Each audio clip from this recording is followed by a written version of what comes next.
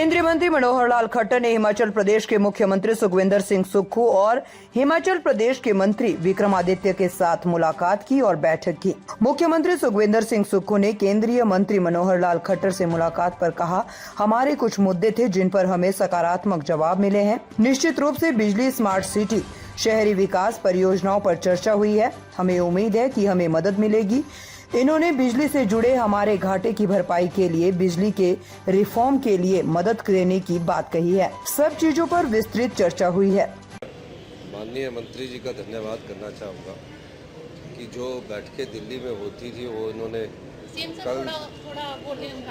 कल शिमला में करने की बात की थी, लेकिन मौसम खराब के बाद इन्होंने कहा कि मैं चंडीगढ़ में इस बैठक को बुलाया और हमारे कुछ विषय थे, उस विषय पर सकारात्मक जवाब मिला है। निश्चित तौर पर बिजली से संबंधित थे, स्मार्ट सिटी से संबंधित थे, अर्बन डेवलपमेंट के प्रोजेक्ट्स थे जिन पर पड़ोसी होने के नाते उसका भी हमें थोड़ा फ़ायदा इनसे मिलेगा, उम्मीद करते हैं। और जो हिमाचल के राइट्स है उसके बारे में मैं इनसे मिला था, चाहे वो शानर प्रोजेक्ट्स है और चाहे वो हमारे एसजे बीनल के साथ भोला से दलूरी सुन्नी प्रोजेक्ट है, सब विषयों पर विस्तृत चर्चा हुई।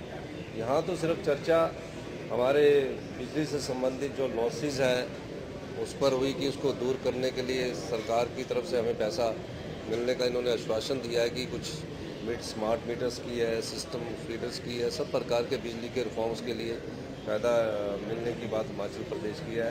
और माननीय मंत्री जी ने कहा है कि 75 साल से हिमाचल प्रदेश में कोई नई सिटी नहीं बनी है, तो जो सिटी की प्रपोजल हमारी गई है उस पर उन्होंने कहा कि गंभीरतापूर्वक हमारी केंद्र की सरकार उस पर विचार करेगी।